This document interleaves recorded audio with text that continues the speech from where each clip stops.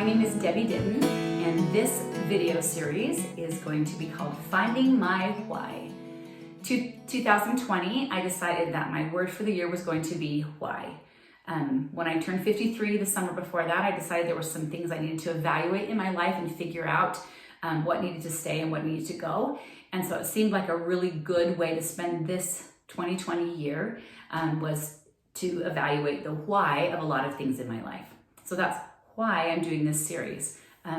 It's none of my business if what you think of me. So this is really for me, and hopefully if it will get you to evaluate some of the whys in your life and make some changes, or keep some things that you've decided that the why is important enough that you want to keep them, that it will be valuable to you. And if it's not, I'm sure that it will be valuable for me.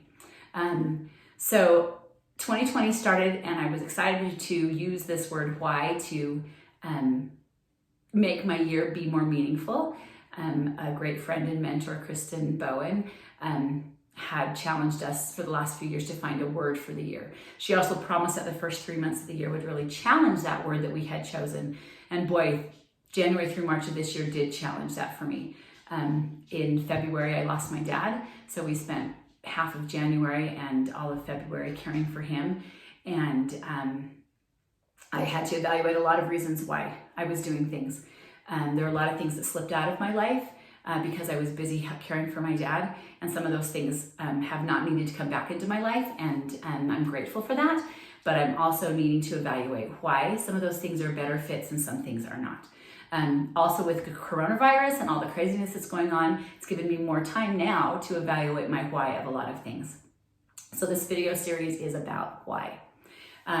I'm coming to you today from my unfinished office. And why I am doing that is because I realized, well, I've known for the last little while in my life that I tend to be a perfectionist, which means that I don't want to do something until it's perfect. And so I thought, well, I'll just wait for this first video until my painting is done, my piano and my desk and everything are put into this great new office space that I'm excited about, and then I will start. So I discovered as I was looking at why I wanted to wait, that it really isn't important. It's not important for this to be perfect. It's important to get started. I looked back over a lot of exciting things that I've looked at in my life, and a lot of things that I wanted to do and I haven't done because I wasn't perfect. Now, I've done lots of other things that I wasn't perfect at and started, but some of the other things that I was excited about kind of fell by the wayside because I had to know everything about it before I started. So I am coming to you from my unfinished room. This is unscripted today, which it should have been scripted. But if I realized if I didn't start doing this series, then it was not going to happen. I need to get over that perfectionist tendency and be willing to stumble and learn. So I hope that these videos get better. The room will get prettier as we go. Right now we just have primer on the walls.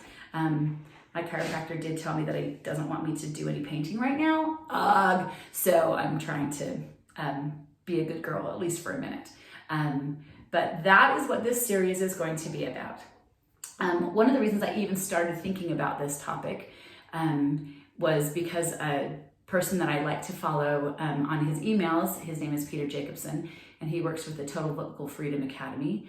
And he asked a few years back in an email, he challenged his readers to write about why they sang. I teach singing lessons. I teach about 30 students a week. I also do a lot of musical theater, which I love.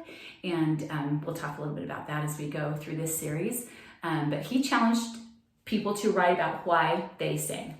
And I have been singing my whole entire life, and I had never done that. And so I took the time to sit down with a notebook and free write for about a half an hour or so, everything I could about singing and what that was important to me in my life and why I was doing it.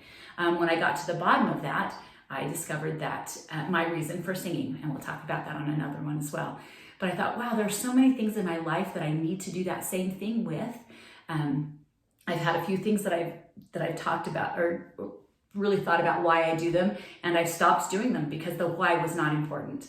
And I think especially during this coronavirus, we're all in that place where we can evaluate some of the things we've got going in our lives and determine if there are things that need to stay there or need to go, and some exciting things that we want to accomplish with our lives. So I'm hoping that with this series, I will be able to get to the bottom of some important things and maybe even some fun things. So if you have an idea of something that you'd like to know why something might be important, or why I do something, especially if you know me, you know some of the things that I do, or as we go along, please feel free to comment below.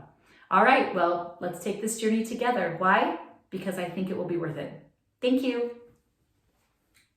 Oh, and I have this cool button I can push. I don't even have to reach for it. Bye.